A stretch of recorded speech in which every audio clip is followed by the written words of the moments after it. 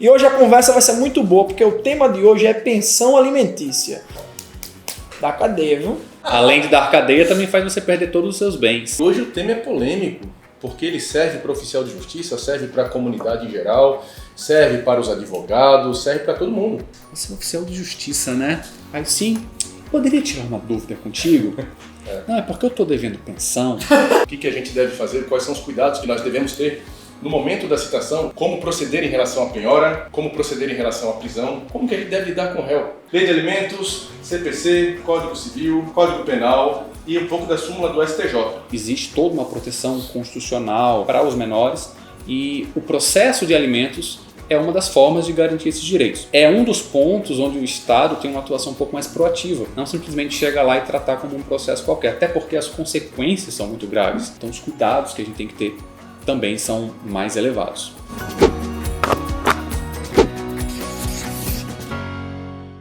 Seja muito bem-vindo a mais um podcast da Escola de Oficiais. Lembrando que o nosso canal conversa sobre a profissão dos oficiais e as suas atribuições no dia a dia, né? E hoje a conversa vai ser muito boa, porque o tema de hoje é pensão alimentícia. E eu tô aqui com Mauro Faião, Daniel Faião, e o tema de hoje vai ser bacana, viu? Porque eu sei que a legislação aí grita quando fala a respeito disso, e também sei uma coisa muito importante. Pensão alimentícia, ó, da cadeia, viu? Por isso que eu não tenho menino. Mas não só isso. Isso é o que você diz, né? Além de dar cadeia, também faz você perder todos os seus bens. Olha aí o problema. Então, vamos, que eu vou dar uma golada aqui nesse café, que hoje o negócio... Que hoje o tema é polêmico, porque ele serve para o oficial de justiça, serve para a comunidade em geral, serve para os advogados, serve para todo mundo. Porque em todo lugar que você vai, você ouve esse termo pensão alimentícia. Tanto é que um dia desse eu cheguei numa confraternização, num happy hour, e um dos funcionários lá do bar, um dos garçons, que a gente já se conhece, a gente é amigo, ele: Daniel, eu queria bater um papo com você. Eu: o que foi, pô? Não, depois a gente fala. Eu percebi que ele queria me perguntar alguma coisa. O que é? Algo mais no cantinho. Porque eu recebi uma carta lá de outro estado com uma citação. Tá, o que tem a ver? Não, isso foi da mãe dos meus meninos cobrando pensão alimentícia. Opa, vamos conversar ali. Então, isso bate na nossa porta até quando você está no happy hour no bar. Então, o assunto ele é bem diversificado, bem polêmico. É claro que ele é interessante para todos em geral, a gente sempre foca no oficial de justiça, é o nosso objetivo, mas a gente vai trocar uma ideia geral aqui sobre o processo, sobre como funciona a pensão alimentícia, mas voltando sempre para a atuação do oficial de justiça. Mas eu creio que os advogados também podem pescar alguma coisa desse assunto que a gente vai conversar hoje. Com certeza, deve. Isso é bacana, Então vamos começar assim. O Daniel falou uma coisa bem legal que bate na nossa porta, tá aí do lado dos amigos. Então com certeza a gente conhece várias pessoas que passam por esse problema, ou conhecidos dos conhecidos, e circula. Então vocês hoje em dia, já pergunto de cara, recebem muitos mandados a respeito de pensão alimentícia? É algo corriqueiro? Como é que funciona? Já rolou prisão aí nesse meio? Me conta. Sim, para tudo isso. É comum, é corriqueiro, mas eu vou fazer o seguinte. O cara hoje está... Não temos uma televisão aqui à toa, esses caras não usam. Hoje a gente vai falar sobre o seguinte: pensão alimentícia. Ah lá, não sei se vai dar para ver, eu acho que vai dar para ver sim. Nós vamos bater um papo aqui, vá se servindo, ali já está bem.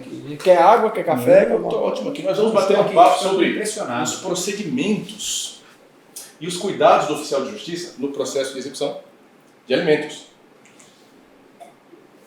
Como se dá a citação ou intimação, o que a gente deve fazer, quais são os cuidados que nós devemos ter no momento da citação, no processo, quando já estiver em fase de execução. Como instruir um pouco melhor o réu em relação a isso. Como proceder em relação à penhora, como proceder em relação à prisão. Esses dois itens aqui, os dois últimos, a gente não vai aprofundar tanto, porque a gente já conversou, a gente já aprofundou, esmiuçou isso em outros vídeos. Em algum lugar. Em algum lugar por esses cards aqui. Já falamos sobre penhora, sobre impenhorabilidade, sobre prisão civil. Então a gente não vai, como já foi falado, a gente não vai mergulhar tanto nesses dois pontos aqui. Mas vai ser um conteúdo bem prático para os oficiais. Como lidar com o réu no ato da citação. Porque quando está já na fase de execução, na verdade é um detalhe aí que a gente não cita, a gente intima. O Mauro já explica um pouco melhor sobre isso quando estiver na fase de execução. como que ele deve lidar com o réu? O que a gente deve explicar? Porque o juiz sempre determina que ele pague, ou que ele prove que já pagou, ou que justifique a impossibilidade de pagar, e quando isso é muito bem explicado para o réu, ele fica confuso, ou às vezes ele faz, mas não informa no processo. Então, o que a gente faz aqui nesse momento? O tema é polêmico, Como a gente já falou aqui, né? envolve um direito que é indispensável, vamos bater um papo sobre isso, lida com menores, lida com os hipossuficientes, por isso que é polêmico, a gente vai conversar sobre essa coisa. E demanda uma atuação mais proativa do Estado. Quando a gente fala Estado, leia-se os oficiais de justiça. Tá? Isso aí. Fala aqui sobre o que vamos mencionar nesse podcast, vamos falar um pouco sobre legislação, passar por cima, afinal de contas a gente quer mergulhar naquilo que é prático pra gente. Então vamos falar sobre um pouco Lei de Alimentos, CPC, Código Civil, Código Penal, um detalhezinho sobre Código Penal, você sabia? E um pouco da súmula do STJ. E é sobre isso que a gente vai falar hoje. Esses caras vão falar até de súmula do STJ? Pai, o bicho. Vocês dois que eu vou embora. O cara tá danado, ele veio. Redondo. Hoje eu acho que ele veio só fazer essa abertura, essa apresentação, pra gente, também já levou pra gente ficar aqui debatendo. Mas, Cleito, a gente não vai mergulhar tanto em legislação, tá? A gente vai mencionar porque não é o nosso foco. A gente vai mencionar o que existe, alguns direitos, alguns procedimentos, mas a ideia é trazer uma visão geral do processo de alimentos, especialmente da execução, para que o oficial de justiça esteja um pouco mais munido de argumentos para quando for decidir realizar uma prisão ou não. Às vezes ele pode ter uma situação que ele não quer, não deve, né? Não é querer ou não, é não dever efetuar a prisão. Certo. No momento da penhora também, qual a posição que ele deve assumir no momento da penhora. O cara veio pelo outro lado. Ele veio pelo outro lado. Eu não quero atrapalhar a conversa de vocês, viu? Continuem o assunto. Você quer continuar a sua apresentação? Já terminei. Então tudo bem. Prossiga, mano. Vamos lá. Então essa que é a ideia. Não é trazer todo o direito relacionado a alimentos. A gente vai focar mais no processo executivo, onde a gente tem os atos executivos, tá? Vou explicar mais para frente que a execução de alimentos é uma execução especial, ela pode seguir o caminho da prisão ou da penhora, e dependendo de qual caminho a gente seguir, a gente tem umas regras diferentes, tem comportamentos diferentes. Que maravilha. Você fez uma pergunta, o Daniel respondeu, eu vou complementar. Você perguntou se a gente costuma pegar muito mandado de alimentos, execução de alimentos. A questão de alimentos é tratada na justiça estadual, então é aqui que a gente trata essa matéria e corresponde uma parcela muito grande do nosso trabalho. Não só alimentos, mas processos de família em geral. Sim. Representa uma quantidade bem significativa. E é um dos pontos onde o Estado tem uma atuação um pouco mais proativa. Porque a gente está trabalhando com direitos indisponíveis, está trabalhando com hipossuficientes, muitas vezes menores de idade. E existe toda uma proteção constitucional no Estatuto da Criança e do Adolescente para os menores. E o processo de alimentos é uma das formas de garantir esses direitos. Então nós, oficiais de justiça, temos que ter uma postura um pouco mais proativa, mais atenciosa, mais cuidadosa com esse processo, não simplesmente chegar lá e tratar como um processo qualquer, até porque as consequências são muito graves. A gente tem o caso da prisão e a gente sabe que hoje dívida de pensão alimentícia é o único caso de prisão por dívida civil. Tá? A gente já teve no passado a possibilidade de prisão de depositário infiel. É previsto na Constituição, temos lá que não haverá prisão civil por dívida, salvo por devedores de pensão alimentícia e depositário infiel, mas isso já foi declarado inconstitucional também, porque nós temos pactos internacionais, é o Pacto da São José da Costa Rica, e ele proíbe, na verdade ele só permite a prisão do devedor de alimentos. Então hoje não é mais permitido, isso é bem tranquilo, bem pacífico, outros casos de prisão que não seja o de alimentos. Ou seja, a consequência é muito grave. Então, os cuidados que a gente tem que ter também são mais elevados. Maravilha, então. Ou seja, os oficiais que fazem essa prisão, né, e a gente já conversou sobre isso em outros vídeos, é que você falou a respeito da prisão de alimentos. É a única ou existe mais alguma? Não, é a única. Antes a gente tinha a prisão do depositário infiel, Você que eu expliquei, não é mais permitido. Hoje, na esfera civil, a gente só tem realmente a prisão de alimentos, como você disse, é feito pelo oficial de justiça, mas não é assim em todos os lugares. Aqui em Alagoas é o oficial de justiça que faz. Tem estados em que vai direto para a polícia. E esse é um dos nossos problemas atuais, porque existe um certo conflito de competência aí. Aqui em Alagoas, por exemplo, nós temos uma norma, uma regra no nosso Código de Normas, que diz que os mandados de prisão de alimentos não podem ser encaminhados à autoridade policial. Vocês sabem por quê? Sabemos, porque a polícia ela tem um manejo melhor com o processo criminal. As prisões realizadas pela polícia, por excelência, são na esfera penal, e isso existe uma atuação um pouco mais ostensiva, às vezes até mais truculenta. Quando a gente vem para a esfera civil, o cuidado tem que ser maior. Nós não estamos falando de crimes, de bandidos, de pessoas que oferecem riscos. Então o trabalho ele é mais diplomático, então ele é mais voltado para o nosso tipo de atuação. Tem muito a ver com o modus operandi da força policial. Sim. Tá? A gente já citou, a gente conversa bastante sobre isso, sobre esses detalhes, sobre esses porquês, lá naquele vídeo de prisão. Prisão civil. Isso. Tá? A gente já conversou sobre isso, para ficar mais prático aqui. Isso, a gente não vai mergulhar mais na prisão, só estou dando um panorama geral. É um dos problemas que a gente tem dentro do processo de alimentos, da execução de alimentos, porque hoje todo mandado de prisão tem que ser cadastrado no BNMP, que é o Banco Nacional de Monitoramento de Prisões. E aí ele fica disponível para a polícia também. Se a pessoa é parada em qualquer local, ela vai ser recolhida. Mas a Polícia Civil, por vezes, pega os mandados dos bancos e vai cumprir. E aí dá conflito, porque também tem o oficial de justiça indo cumprir. Tá? A gente vai mencionar até o cuidado que o oficial tem que ter antes de cumprir o mandado de prisão, dar uma olhadinha no processo, porque pode ser que a polícia tenha cumprido, pode ser que tenha sido pago, enfim, várias coisas podem ter acontecido. Por isso que a gente insiste tanto que no processo de alimentos tem que haver um cuidado ainda maior, não só do oficial de justiça, mas de todos os profissionais envolvidos. Então vamos começar do passo a passo já. Recebeu o mandado, e aí? Qual mandado? Os caras têm Não foi combinado não, hein? Especifique. esse de alimentos. Então vamos lá. Vamos lá. Vamos lá. Tem que procurar a pessoa, a gente já sabe como é que faz para encontrar, Tá. mas e agora? Processo de alimentos, a gente pode falar deste processo em duas fases. Certo. Primeiro, que é a fase de conhecimento, que aí é comunicação processual. Igual aos demais. O mesmo rito, hora certa, etc. Mesmo etc, processo. etc, que a propósito, Temos um card aqui em cima, se você quiser saber mais. sobre comunicação processual. Né? Então, passada a fase de conhecimento, o processo vai para a fase de execução, que é o cumprimento de sentença. Aí que a atuação do oficial de justiça ela deve ser mais importante, mais cuidadosa. Tá? Primeira coisa, recebemos o mandado. Isso. Que mandado é esse? Normalmente, vem mandado de citação e intimação. Cite, na verdade é intime, né? O correto seria previsto por lei.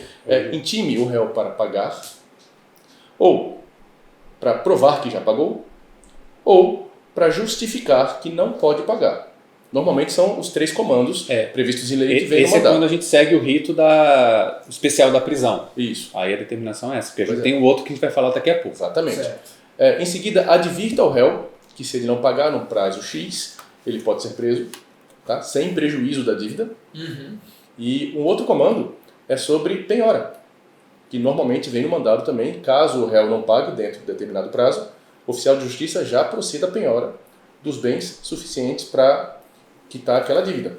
E aí, no caso de penhora, por conta de pensão alimentícia, e a gente vai olhar lá para a lei dos bens de família, né? Essa dívida de pensão alimentícia é um caso de exceção da impenhorabilidade. Ou seja, o oficial de justiça deve penhorar qualquer coisa, inclusive os bens de família. Alguns passam batido nesse dispositivo. Não devem. Mas vocês não acham que estão muito adiantados, não? Você não esquecer de me perguntar nada, não, Cleiton? Tipo, o que diz a lei? Porque assim, a gente já foi para os finalmente, né? Como é que faz, como é que resolve? Ele falou, o que vocês fazem quando recebe mandado? E a gente aqui de forma uníssona. Que tipo de mandado? É porque a gente gosta logo de falar como é que cumpre mandado, como é que Deixa eu faz. dizer uma coisa, diretor. Na sua frente tem um script, um roteiro. Eu sei, senhor. Inclusive já está todo riscado aqui, ó. Eu gosto de riscar o script. Não, mas ó, isso que o Daniel falou agora foi legal, porque já adiantou um pouco o procedimento, os colegas conhecem, mas é sempre bom lembrar que existem procedimentos diferentes para a execução.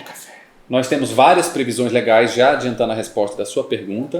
Eu sei que já você vai especificar alguma, mas nós temos previsões no Código Penal, na Constituição, tem menção no Estatuto da Criança e do Adolescente, na Lei do Processo de Alimentos, mas a gente tem uma Lei de Alimentos, na verdade. Então, são vários dispositivos legais que nos orientam até mesmo para cumprir o mandado. Só que eu acho interessante a gente ter uma ideia geral do processo de alimentos e entender o que é, saber alguns direitos, algumas possibilidades, como por exemplo, o dever de alimentos. Antes da gente entrar no processo, antes da gente entrar no cumprimento do mandado, é importante o oficial de justiça ter essa visão. Isso é massa. Só uma puxada aqui rapidinho, porque, como a gente falou no início desse vídeo, né? Ele vai servir muito para a prática dos oficiais de justiça, mas também pode servir para a população em geral. Será que eu tenho direito a isso? Poxa, estão me cobrando, chegou um processo, eu tenho um filho que está com a mãe ou que está com o pai, como é que eu... Isso que o Mauro está colocando pode ajudar muito a essa população em geral. E sabe o que é engraçado também? O Daniel contou a história do local que ele foi, do bar e tal. Isso acontece com os oficiais durante o nosso trabalho, no dia a dia. O Daniel já deve ter passado muito por isso. Você chega para fazer uma diligência qualquer. Por exemplo, você vai fazer uma busca e apreensão do veículo, uma citação criminal. Aí alguém chega e olha e fala, você é oficial de justiça, né? Aí sim, poderia tirar uma dúvida contigo? Aí 90% das vezes, eu não sei se com o Daniel é assim, comigo não, é porque eu estou devendo pensão. É porque geralmente é isso. E a gente tem que ter um cuidado enorme aí, porque a gente não pode fazer consultoria jurídica. Né? Então, como tirar a dúvida? Sim, na medida do possível, sim. Mas o que fazer? Procure seu advogado, procure um defensor público. Dá para falar um pouco sobre o que diz a lei, mas não dizendo assim, faça assim e faça assim. Né? Um cuidado. Ser imparcial. Mais um cuidado aí com os oficiais em relação a não prestar consultoria jurídica. Isso, é bem comum. E às vezes numa situação dessas, você acaba evitando a existência de outros processos. Você acaba evitando que alguém deixe de pagar uma pensão por uma simples orientação que você fez ali no momento da diligência. Mas você está falando do assunto quando eu te interrompi para falar que esse podcast pode servir para a galera em geral. Sim, eu queria falar um pouco dos deveres gerais, do direito que envolve a pensão alimentícia, mas aí eu vou esperar a sua pergunta, porque eu já lhe interrompi. E eu vou perguntar agora. Pois não. Mauro, o que diz a lei? Eu achei que você ia perguntar quais são os direitos gerais e os deveres. O que diz a lei? Não, eu vou ser bem sucinto. Só queria esclarecer aqui logo que o dever de pagar alimentos não é só dos pais. A gente geralmente pensa na criança, no menor de idade, em que o pai ou a mãe, normalmente o pai, o homem, tem o dever de pagar a pensão alimentícia. Mas esse dever se estende aos demais parentes. Tá? Ele vai para o cônjuge, no caso do divórcio. Olha aí o problema. Isso também a gente sabe. Aconteceu um divórcio, uma separação. Um dos cônjuges que tem a capacidade financeira mais elevada tem o dever de prestar alimentos para manter o mesmo padrão social do outro. Claro, isso hoje já é relativizado. Sim. Não é sempre que o cônjuge vai ter direito, depende da idade, depende da situação financeira, não é algo mais vitalício como era antes. Existe um escalonamento. Quanto mais velha é a pessoa, mais ela vai ter o direito de manutenção dessa pensão. Porque quanto mais jovem, mais capacidade de ser inserida no mercado de trabalho você tem. Então, se houve uma separação hoje de um casal jovem na faixa de 30 anos, vai existir uma pensão ali, mas ela vai ser meio que emergencial. Ela vai durar pouco tempo, até que a pessoa possa se reinserir no mercado de trabalho. E esse dever de alimentos vai se estendendo para os avós, pode chegar até os irmãos, no caso de necessidade. Claro, ele segue a linha sucessória. Primeiro vai para os pais, vai para os pais, vai para os filhos e pode chegar nos irmãos. Então não é somente o pai que paga a pensão alimentícia para o filho. A gente tem que ter essa noção geral, porque dentro do processo de alimentos, isso serve até para orientar a pessoa. Quando a gente chega na fase da citação ou da intimação, que o oficial de justiça realiza o ato, o Estado está mais próximo da parte, e é muito bom, a gente acha muito bom quando é o oficial de justiça que faz. Aqui em Alagoas, geralmente é o oficial que faz a citação no processo de conhecimento e a intimação na fase de execução. É bom porque a gente está mais próximo, a gente orienta. E essa orientação quanto à possibilidade dessa execução se estender a outros parentes é importante, porque se o executado não tem condições de pagar, isso pode recair para os pais dele. Isso tem diversas outras consequências que a gente vai discutir, não vou focar nisso agora, mas essa visão geral do dever de pagar alimentos que eu acho importante que se saiba. Isso está previsto na Constituição, que diz expressamente que é dever dos pais, tem previsão no ECA dos cuidados que a gente precisa ter com os menores. Todo o sistema jurídico em geral protege, o Código Penal também protege, o Código de Processo Civil protege. É um sistema jurídico todo voltado para a proteção do hipossuficiente. É só isso que diz a lei? A lei fala mais coisas. A lei fala muita coisa sobre esse assunto. Muita coisa. Então a gente está tentando puxar aqui aquilo que é mais funcional, mais efetivo para o oficial de justiça.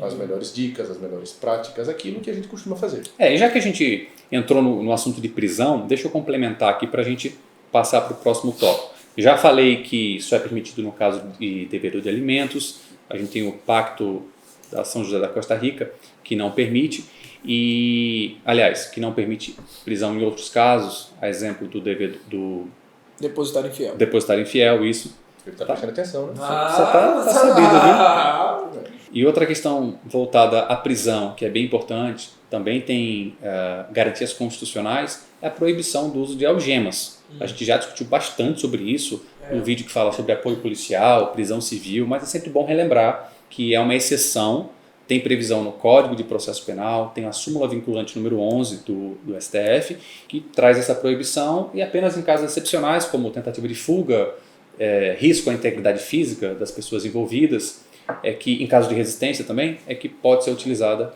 a força.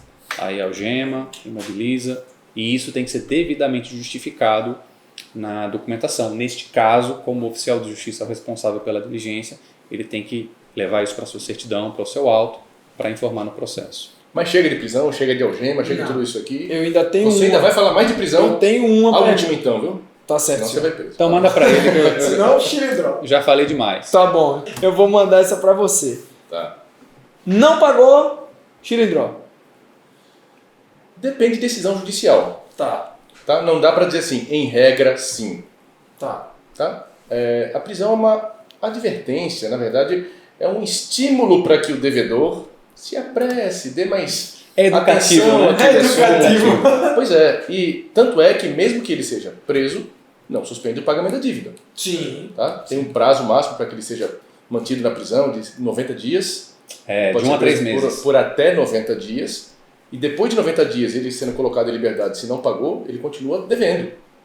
Entendi. Então, essa, inclusive, é uma das melhores ou umas advertências mais fortes que o oficial de justiça pode fazer ao réu no momento da sua intimação, lá na fase da sentença. Mas aí vai depender do rito que a gente está seguindo. Se você está me perguntando que sempre vai caber prisão, não. Nem sempre vai caber prisão. Vai depender do rito. Sim. Especifique. Específico. Mande. A execução de alimentos é um tipo de execução especial prevista no Código de Processo Civil. Como a gente já adiantou, nós temos o caso de prisão e o caso de penhora. Certo. Se nós estivermos no rito especial, que é a prisão, sim, cabe prisão. Se nós seguirmos o rito de penhora, aí a gente vai para a regra geral do cumprimento de sentença na obrigação de pagar a quantia certa. E aí não cabe prisão. Uma vez que se está seguindo o rito geral da obrigação de pagar, que seria a consequência a penhora, a partir desse momento não cabe mais a prisão. Por quê? Porque a prisão é uma medida excepcional que é voltada ao pagamento imediato de um valor mais urgente. Quando a gente segue o rito da penhora, a gente já não está nessa urgência toda. Então existem requisitos para que a gente possa seguir o rito da prisão, que é o que geralmente as pessoas preferem, porque é extremamente efetivo. Sim. A prisão criminal nem sempre traz resultados, nem sempre é efetiva, mas a prisão civil, sim, porque a gente não está lidando com foragidos, com bandidos, com organizações criminosas. A gente geralmente está lidando com um cidadão que ou não tem condições de pagar, ou tem, mas está evitando, está procrastinando. Por isso que o rito da prisão é mais interessante. Só que tem alguns requisitos. Para que a prisão possa ser decretada no curso do processo de execução, para que possa seguir o rito da prisão, a cobrança tem que ser da dívida mais recente, que são os últimos 3 meses, que seria aquela dívida mais urgente. São os alimentos atuais, que são assim chamados, e não os alimentos antigos. Porque os antigos não têm mais urgência.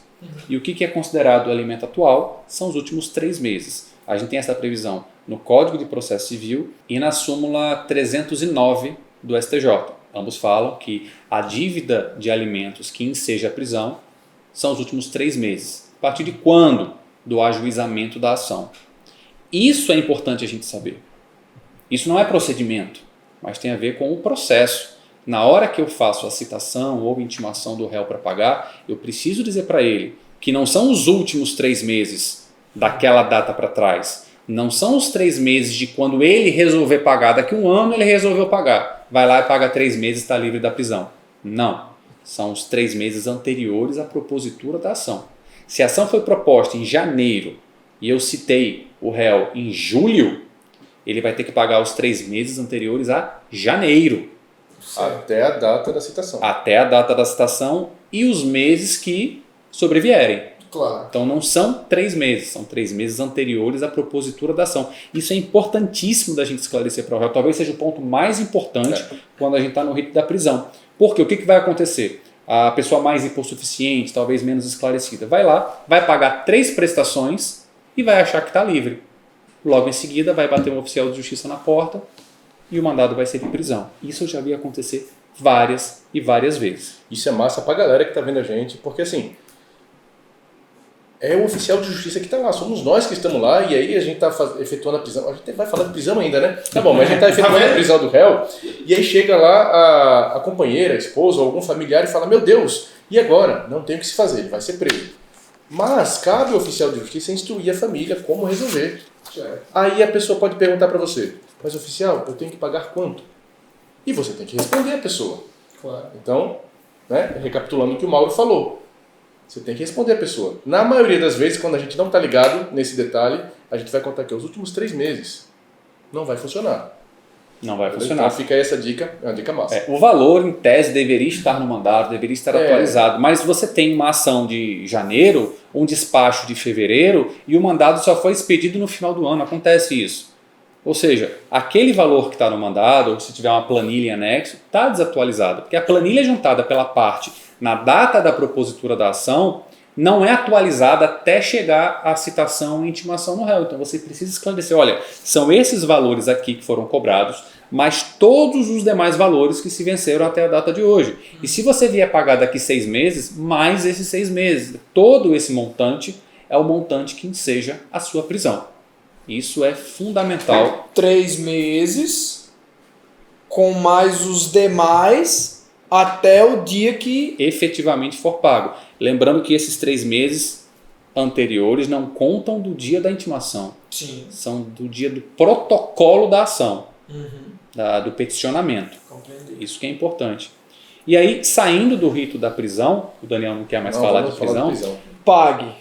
Se tiver devendo, pague para não dar problema. A gente vai para o rito do processo de execução por quantia certa. Nesse caso, cumprimento de sentença. Certo. A gente tem o título extrajudicial e o título judicial, que é o cumprimento de sentença, que traz as regras gerais para a execução deste título judicial. E o código remete para esse capítulo, que é o capítulo imediatamente anterior ao capítulo que fala sobre o pagamento da pensão alimentícia. Nesse caso, como é que vai funcionar? Aí a gente não vai para a prisão. A gente vai para o cumprimento de sentença e comumente o oficial de justiça nem atua nessa comunicação. Por quê? Porque a intimação no cumprimento de sentença, em regra, se dá através do advogado. Quando a gente vai para o rito especial, que é a prisão, a intimação tem que ser pessoal. Por isso que geralmente vai o oficial de justiça. Pode ir por carta? Pode. Pode ir por meio eletrônico? Pode. Mas geralmente vai o oficial de justiça. Nessa modalidade pessoal, lembrando que comunicação pessoal é gênero, e oficial de justiça, correio, comunicação eletrônica, carga, remessa, são espécies de comunicação pessoal. Quando a gente vai para o cumprimento de sentença, a intimação é através do advogado. Essa é a regra geral, se o réu tiver advogado, claro. E o prazo não é mais de 3 dias, o prazo é de 15 dias. Tá? A gente tem o prazo de 15 dias para efetuar o pagamento e depois o prazo de mais 15 dias para impugnar a execução. É o chamado 15 mais 15. A gente não quer saber da impugnação, a gente quer saber do pagamento, que a consequência é a penhora. Se essa intimação foi feita através do advogado, foi feita por carta, a gente só vai receber um mandado de penhora. Não tem mistério nenhum, a gente não vai nem se aprofundar nesse tema.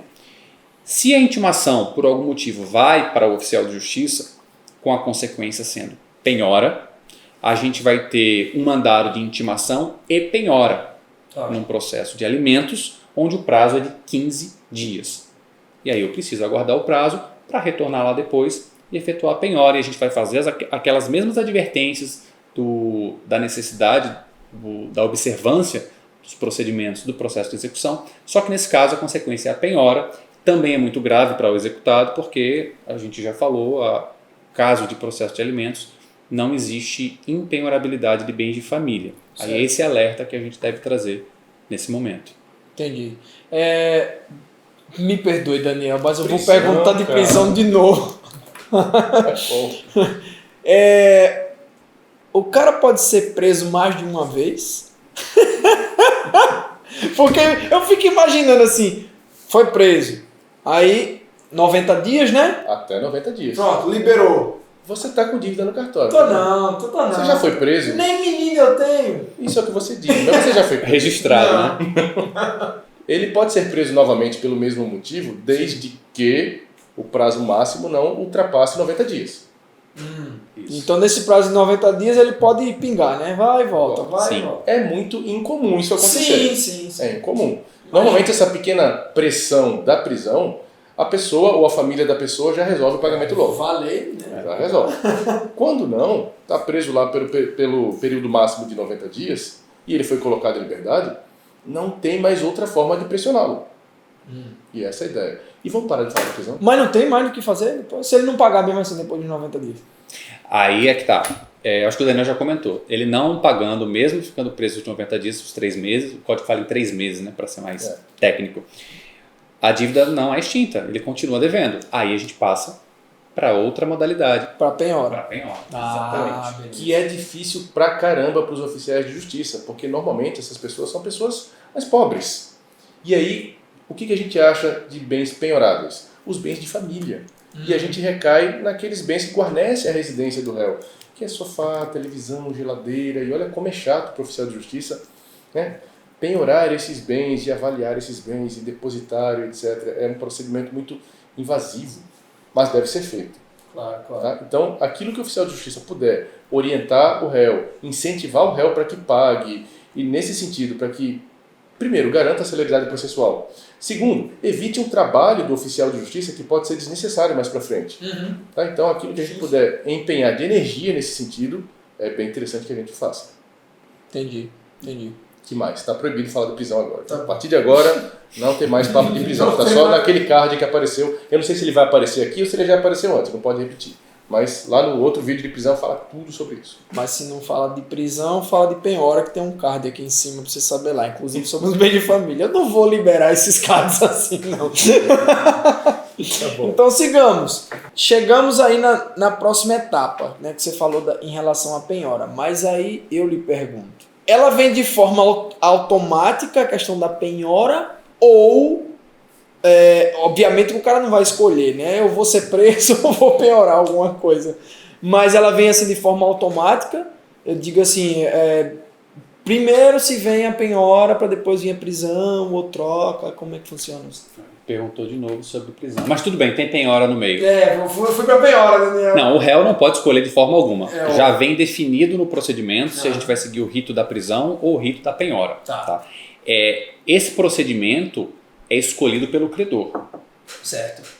Ele tem a opção de escolher se ele quer seguir o rito da prisão, pagamento em 3 dias, sob pena de prisão, ou se ele quer seguir o cumprimento de sentença normal, que seria o cumprimento de obrigação de pagar a quantia certa. E aí vai para a penhora. Porém, para que ele escolha o rito da prisão, que é o mais grave, mais gravoso, mais urgente, ele só pode escolher se forem os últimos 3 meses.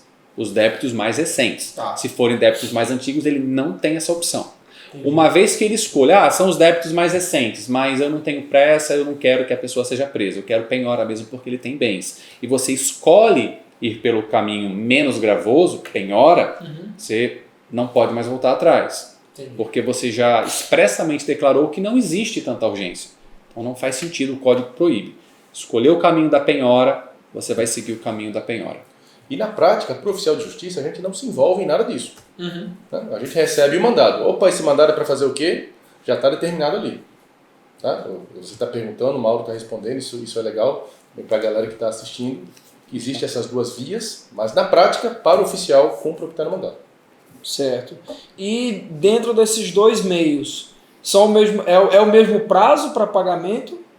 Não. Ou tem... Não, os prazos são diferentes. Tá. O prazo da citação sob pena de prisão, ele é especial, é de 3 dias. Ele é mais urgente. Ele é mais urgente. Quando você segue o rito da penhora, você tem um prazo de 15 dias e essa intimação, em regra, é feita através do advogado.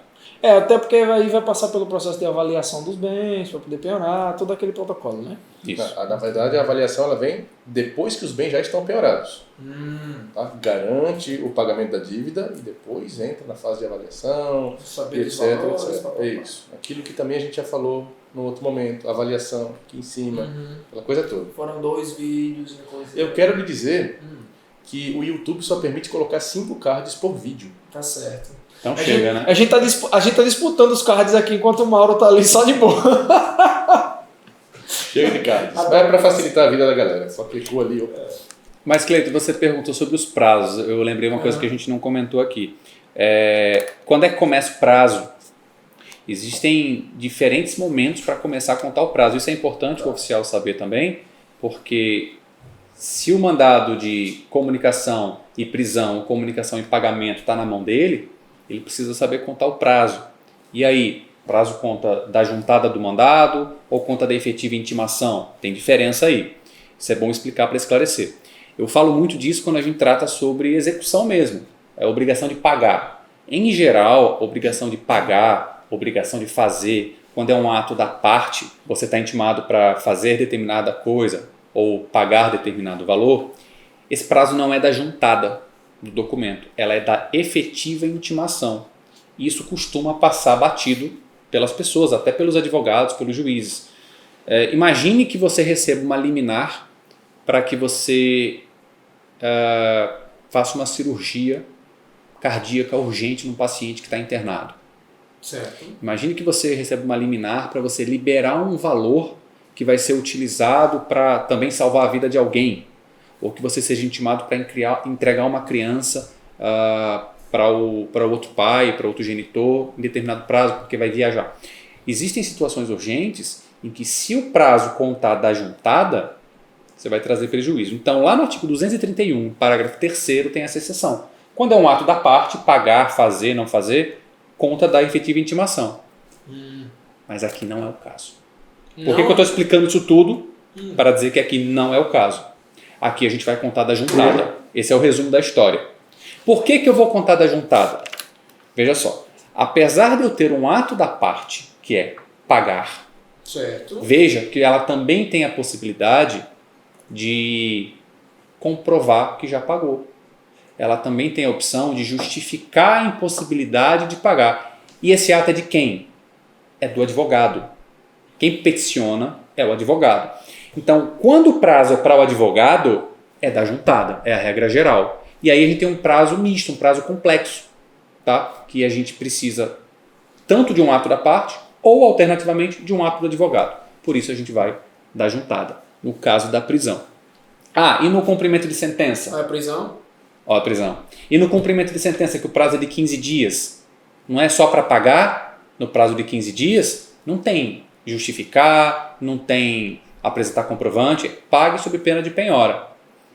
Ok, só que aí a gente tem um prazo subsequente de mais 15 dias. Eu comentei, é o prazo 15 mais 15. Eu estou entrando aqui na esfera processual, mas eu preciso explicar isso para o oficial entender por que o prazo dele vai começar a juntar aqui. Você intima para pagamento em 15 dias. Quando esse prazo encerrar, automaticamente começa o prazo do advogado para embargar, para impugnar. Nesse caso, a impugnação. Então, eu tenho nos dois casos uma atuação do advogado, que depende da comunicação processual. Ou seja, não é só o ato da parte, eu tenho também o ato do advogado, a gente tem um prazo aí misto, complexo, e eu preciso, em resumo dessa ópera todinha que eu expliquei, no caso de execução de alimentos, especificamente de alimentos, tanto consequência prisão quanto penhora, o prazo começa da juntada. Se a gente vai para a execução geral, execução comum, no caso de título extrajudicial, pague no prazo de 3 dias sob pena de penhora, aí é outra história, a gente não vai discutir isso aqui agora. Só ficar em mente que é da juntada. Significa que, na prática, quando você intima o réu, Não deixa para fazer a certidão 2, 3 dias, uma semana depois, porque o prazo não está correndo. O oficial que faz isso está confundindo com a execução do título extrajudicial. Perfeito. Que o prazo começa a contar da citação. Perfeito. E aí sim, o que a gente faz nessa outra história, para a gente não embananar o assunto aqui? A gente cita e eu não preciso ter pressa de certificar a minha citação no processo.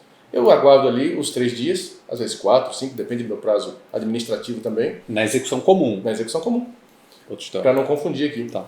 Aguardo meus 3, 4, 5 dias, uma semana e consulto o processo. Se não houver o pagamento, eu já vou para a penhora. Tá? Mas aqui, no nosso assunto aqui, pensão alimentícia, esse prazo é da juntada no processo. Então, assim, intimou o réu, não precisa ser imediatamente na hora, até porque você certamente não está no plantão nesse momento, né?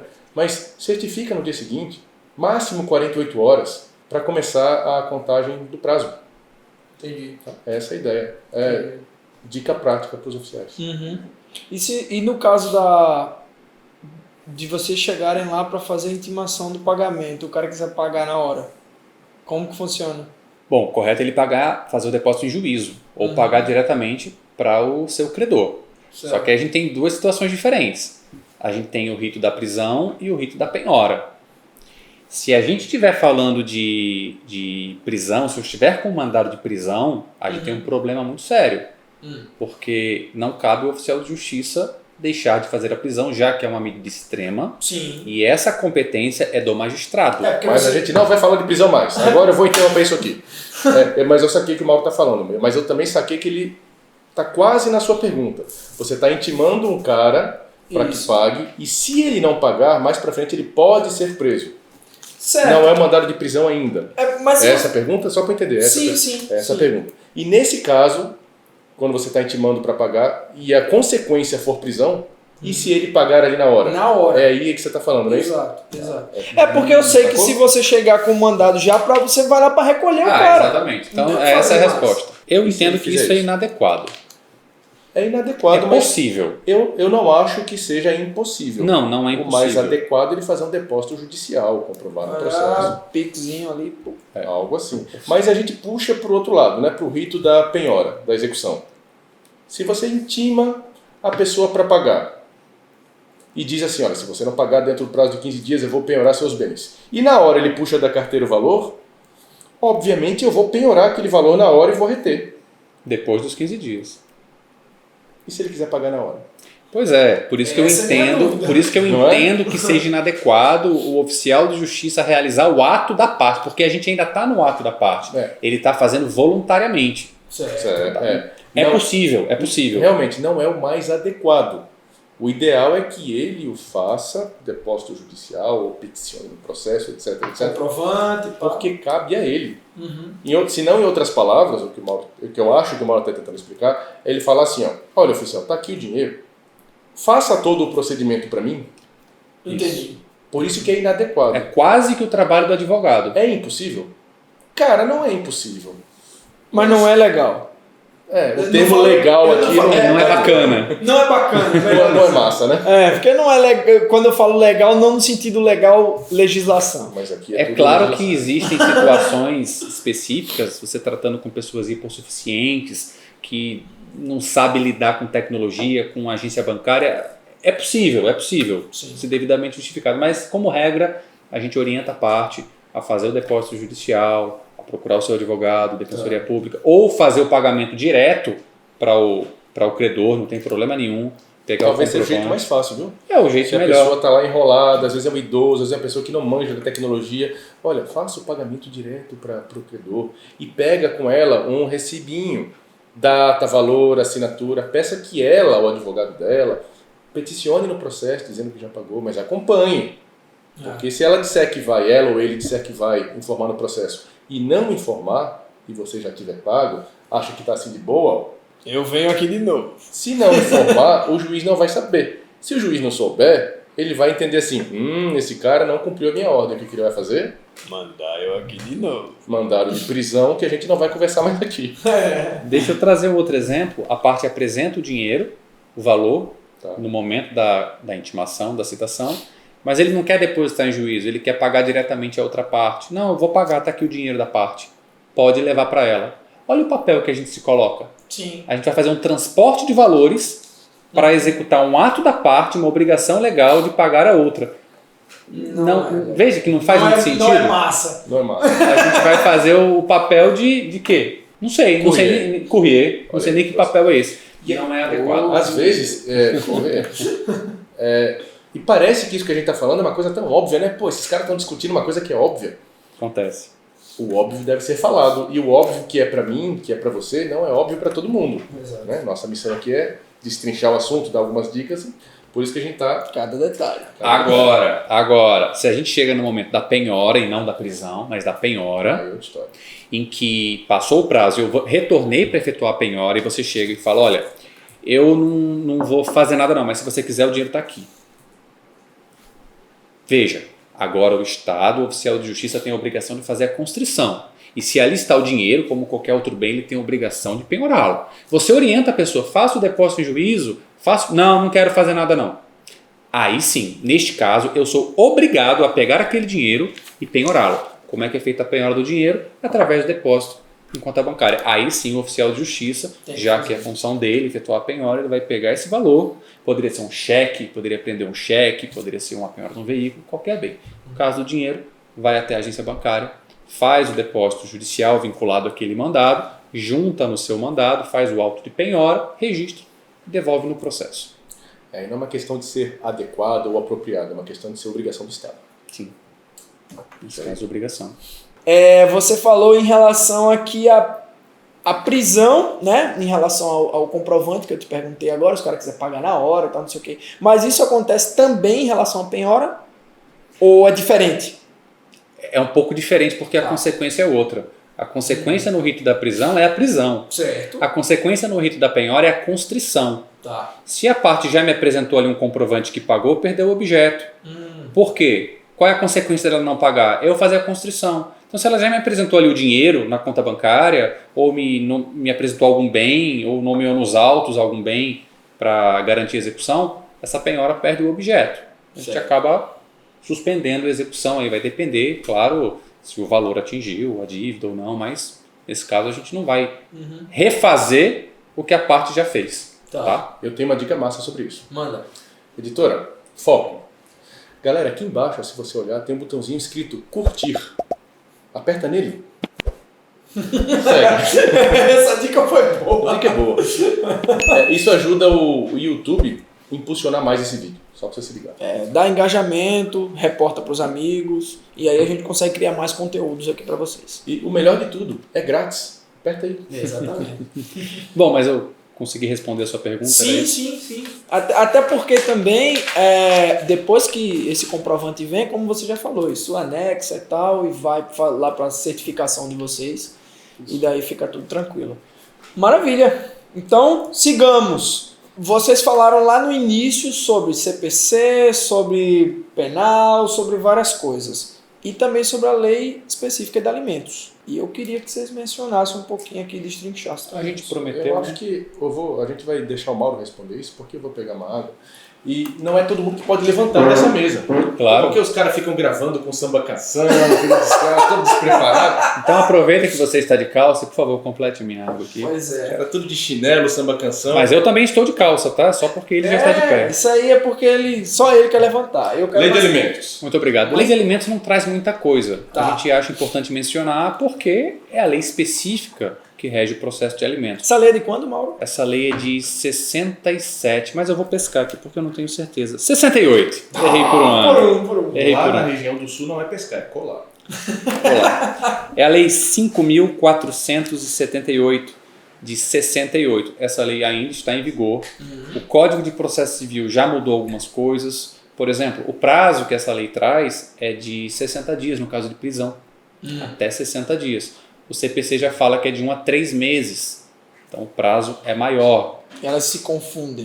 Pois é, se a gente for fazer uma análise aí em relação à lei específica, vai ter briga aí quanto a qual que se sobrepõe. Tá? Até porque a própria lei de alimentos fala lá no final que o Código de Processo Civil vai ser utilizado de maneira supletiva. Por quê? porque a lei específica, por mais que ela seja mais antiga, em geral é ela que vigora, porque é uma lei específica. Sim. Então o CPC seria supletivo.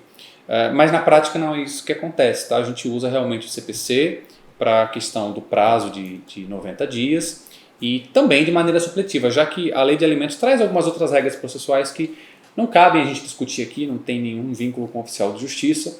O que é importante a gente falar é sobre a citação, porque na lei de alimentos de 68 diz que essa comunicação vai ser feita pelo correio.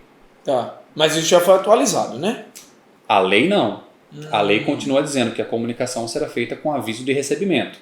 Tá. O CPC diz que determinadas comunicações não serão feitas pelo correio. Tá. Uma delas é quando se tratar de ação de Estado.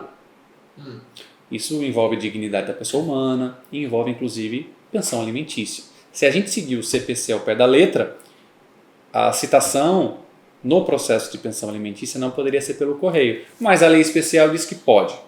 Então, Entendi. na prática, tem gente que faz pelo correio, tem gente que não faz. A gente acha até interessante que não seja feito. A gente já mencionou que a citação ou intimação feita pelo oficial de justiça, nesse caso, traz a sociedade um pouco mais para perto, traz um pouco mais a responsabilidade, porque a gente faz esse papel também de orientação. Então essa é uma das diferenças que tem lá, é importante a gente saber, para saber que se a comunicação foi pelo correio não está errado, tá certo, porque tem previsão em lei específica.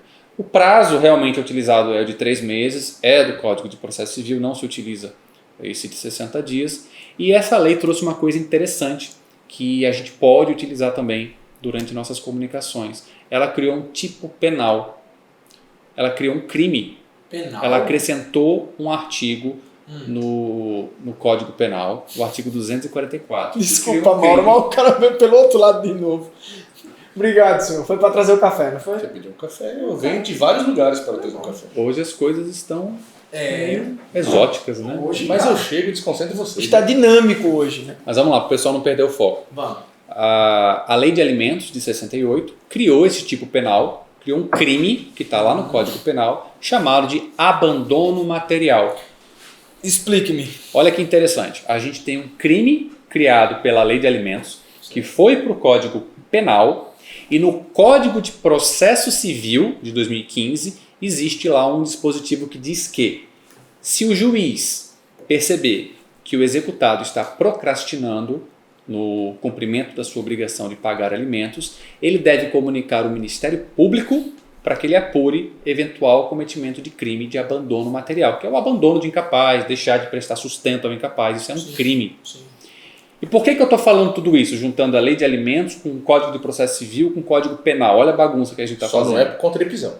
Só não é por conta de prisão. Não, da prisão não, já foi. Não imediata. Não é imediato. Mas é uma advertência para o executado de que o não cumprimento da obrigação, se for de maneira protelatória ou procrastinatória, ela pode ensejar um inquérito penal pelo crime de abandono material. Nós podemos fazer essa advertência.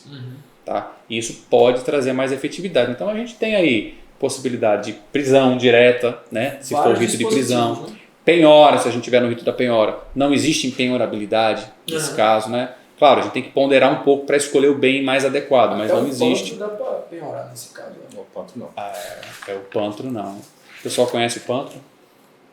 A nossa editora vai colocar aqui. Por favor, Vou mostrar pra coloca Coloque aqui pra ponto, gente. por favor. pessoal Nem se que seja um lembrar. frame assim, ó. Ele está no nosso vídeo de empenhorabilidade, É se eu isso não me aí. engano. Então quem já assistiu conhece o Pantro. Pois é isso ajuda a gente a poder ter argumento para poder dar as devidas advertências ao executado durante as comunicações. Tudo que o oficial de justiça deseja, ou mais pode desejar nesse momento, é que o réu pague. Porque se o réu não pagar, o que eu vou ter que fazer? Ou eu vou ter que prendê-lo, Prender? ou eu vou ter que penhorar os bens dele. Então, quanto mais argumentos a gente tiver, quanto mais cartas na manga, quanto mais dispositivos a gente puder trazer para que a gente convença o réu, que mostre a urgência que ele pague, então a gente faz isso. E normalmente a gente já viu que garante um pouco mais a celeridade processual, a efetividade processual. Pessoal, a gente está brincando aqui um pouco, mas o assunto é sério, tá? A gente brinca para o assunto ficar um pouco mais dinâmico, mais solto, mas prisão é um caso sério, pensão alimentícia é um caso sério, devedor de alimentos que não cumpre sua obrigação, podendo cumpri-la, está sujeito às penalidades. E lembrem, do outro lado sempre tem alguém passando necessidade. Então a gente precisa realmente levar isso a sério. Então nossas brincadeiras aqui são só para deixar um pouco mais dinâmico, porque eu sei que tem gente que pode achar que não estão levando a sério e tal, mas só para deixar isso claro, vocês sabem que a gente sempre tenta brincar um pouquinho com os assuntos. Isso aí. Para evitar aquele efeito soneca, né? Às vezes o vídeo ele passa de 30, 40, 50 minutos, às vezes passa de 1 hora, porque tem bastante conteúdo. Principalmente quando é uma questão mais técnica. A gente tenta deixar ele um pouco mais divertido, mas sem sair da seriedade do assunto. É isso aí. Claro. E sem falar mais de prisão. O que eu percebi nesse papo que a gente teve aqui é que se tem urgência, a prisão vem em primeiro plano, né? Se dá para esperar ali um pouquinho, aí a gente vai para a questão da penhora. Vai depender da vontade do credor. Isso. Do pedido do credor, da decisão do juiz. O oficial de escolhe, né? O oficial de justiça recebe a ordem e cumpre conforme a ordem. Se o débito é recente também, né? Claro. Eu creio que a gente conseguiu esclarecer também essas questões do prazo, né? Eu tenho uma questão. Por favor. No caso da dívida recair para os parentes, para os avós, Boa. Que o Mauro citou que pode ser para os irmãos também, né? avós, irmãos, enfim, se liguei. E aí, na eventualidade dos avós não pagarem, a penhora também recai sobre os bens dos avós. Sim, porque eu estou fazendo uma pergunta já pensando aqui, tá? Também recai sobre os bens dos avós, porque se eles devem pagar e não pagarem, os bens dele garantem a dívida. É por aí, não é? Exatamente. Se você tem uma obrigação e não cumpre, essa obrigação vai ser executada de maneira forçada pelo Estado. Nesse caso, quem vai lá é o oficial de justiça e sim, vai ter a penhora, pode ter inclusive a prisão. É possível da mesma forma, dependendo se o débito é recente ou se o débito é mais antigo. Nesse caso, também a gente vai precisar da determinação judicial para que o débito recaia para o parente. Claro, não é automático, não. Não é o oficial de justiça que decide. De forma alguma. Isso precisa ser requerido, precisa ser fundamentado, porque existe uma ordem aí preferencial em relação ao executado. Tá? Eu estou fazendo essas perguntas e conversando sobre elas, porque a gente sabe que esse vídeo ele vai para a população em geral, não vai só para os oficiais de justiça.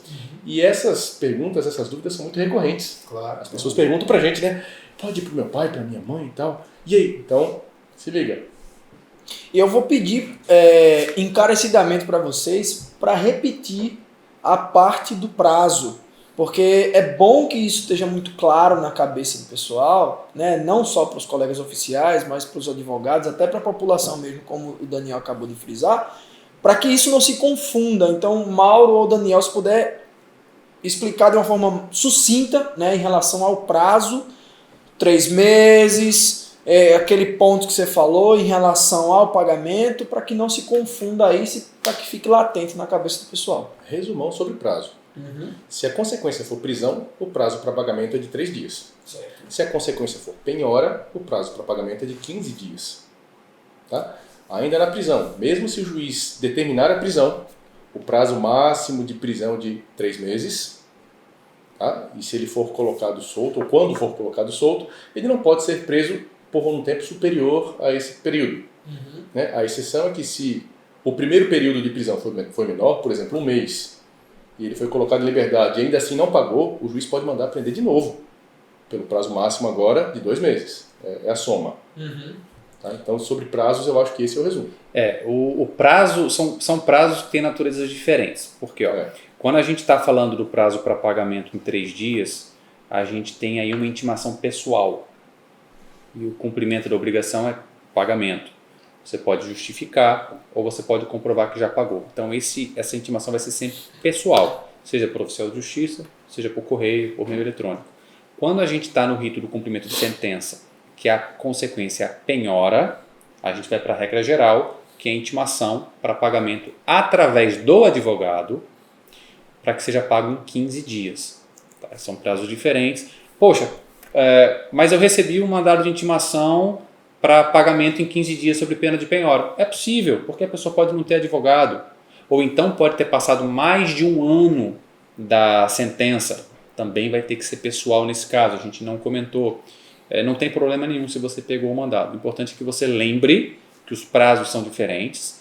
3 dias prisão, 15 dias penhora. Em ambos os casos, esse prazo começa da juntada do mandado. Perfeito. Eu acho que esse ponto é importante onde você queria que eu chegasse. Perfeito. Volto sempre ao artigo 231, que fala sobre o início da contagem dos prazos. A regra é juntada do mandado. Aqui a gente segue a regra geral, porque apesar de ser um ato da parte, eu também tenho a atuação do advogado, seja para justificar, seja para impugnar mais na frente. Tá? É diferente da execução comum, que não é da juntada. Cara, eu tenho uma dica que você não perguntou, mas é uma dica, e pasme, é sobre prisão. Então manda pra galera. Mas é uma dica muito importante. Sempre que você receber um mandado de prisão por dívida de alimento, verifique o processo. Pode ser que a pessoa já tenha pago. Ou já foi presa. Ou já foi presa, e o cartório não tenha observado isso no processo. Tá? E eu insisto nisso porque já aconteceu comigo. Recebi mandado de prisão, verifiquei o processo, verifiquei que o réu já havia justificado que não pode pagar, o cartório não percebeu e eu estava com mandado de prisão. Eu ia prender o cara que já justificou no processo. Então, verifiquem o processo. Se acharem alguma coisa, pergunte ao juiz. Doutor, é isso mesmo que o senhor quer que eu faça? Será que o juízo já observou o documento, as folhas tais do processo? Tá? Esse é um cuidado muito importante antes de você cumprir o mandado de prisão. Maravilha, então. Acho que a gente conseguiu esclarecer bem esse tema, né? Não só para os oficiais, como a gente tinha falado no início, mas para os colegas advogados e também para a população.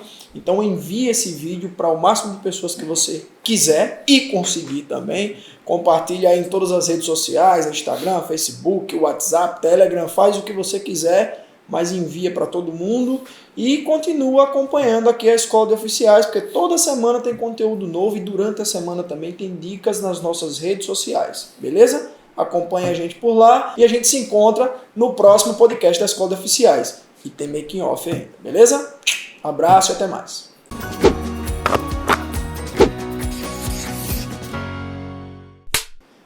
Pensão limão. 3, 2, 1.